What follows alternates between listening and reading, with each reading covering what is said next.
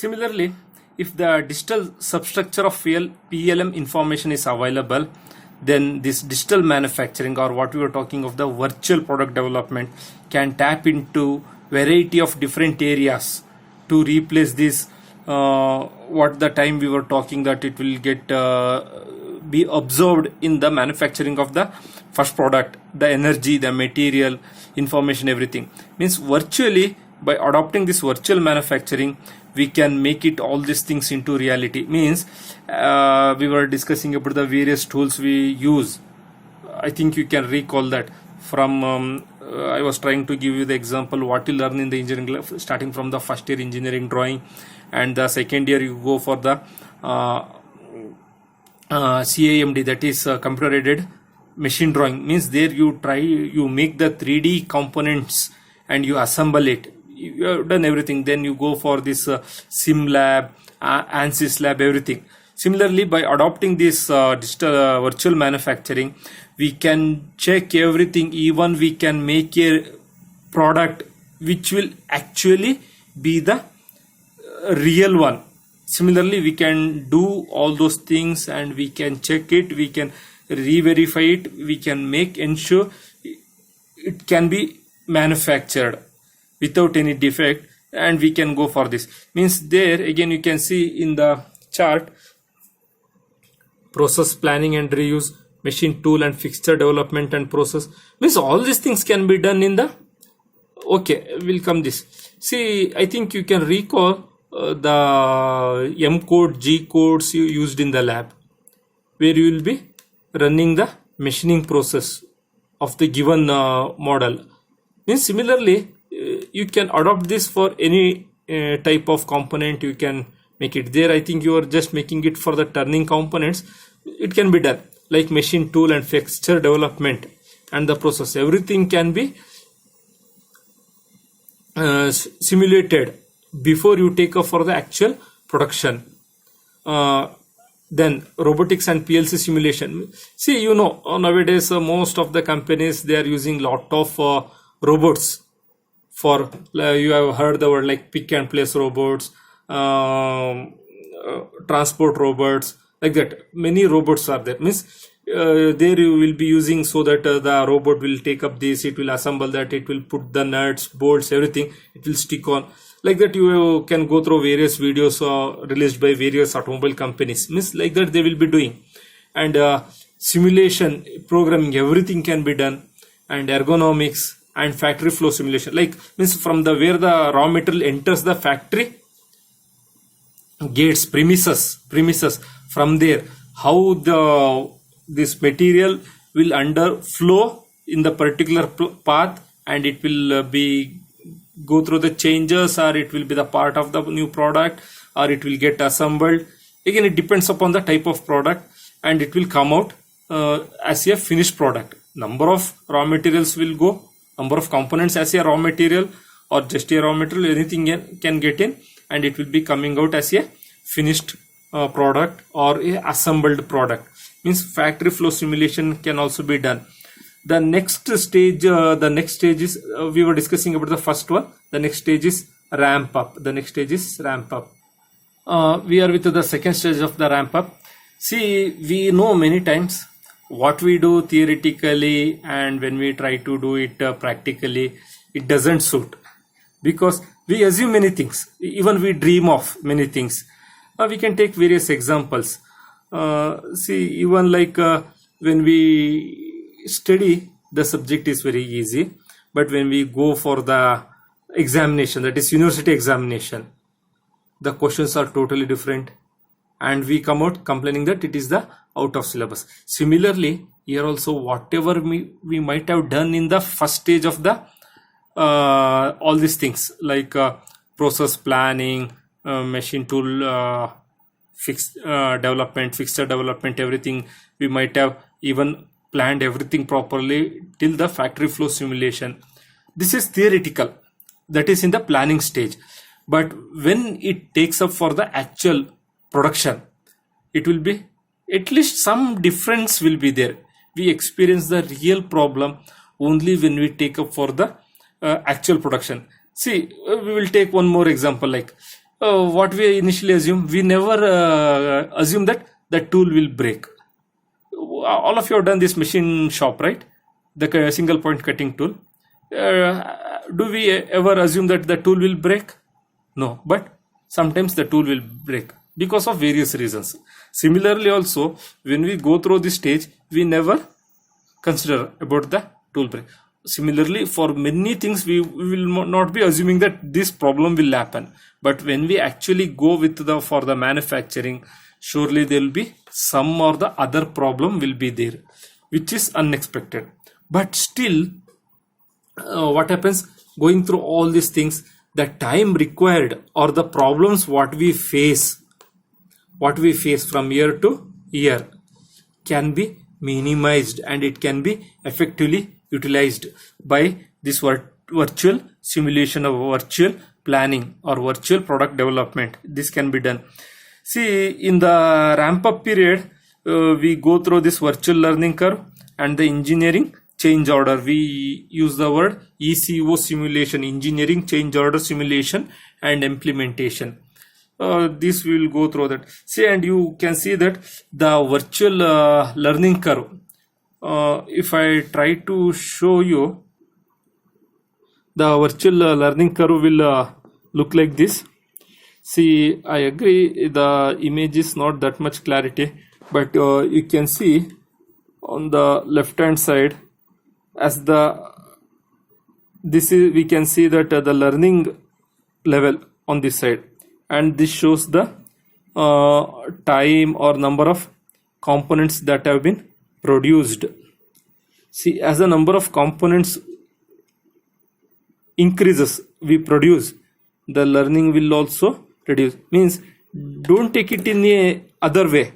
See, means when we are going for the manufacturing of the first product or the first component, the learning will be very high, because we do not know what are the problems or what are the factors to be considered. Everything means we experience many things, so the learning will be more.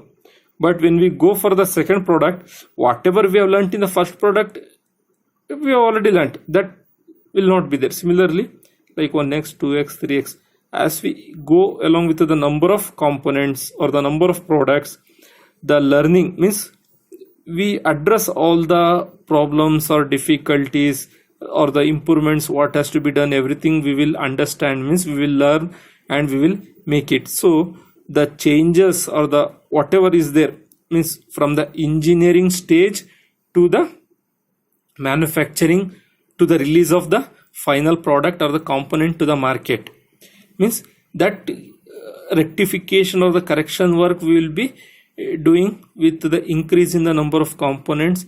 So the learning will reduce. Means it's not that learning will reduce, means with respect to the component, or we can take that the production process or the manufacturing process, flow process will get simplified. We can take it like that way, instead of considering that the learning curve will reduce.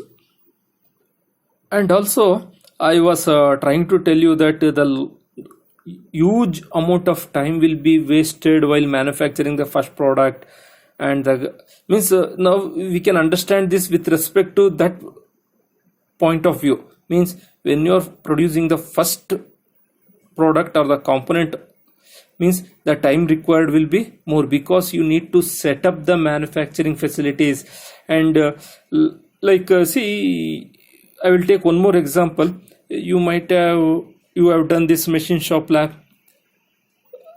The first process, what there's just a plane turning or the planing process.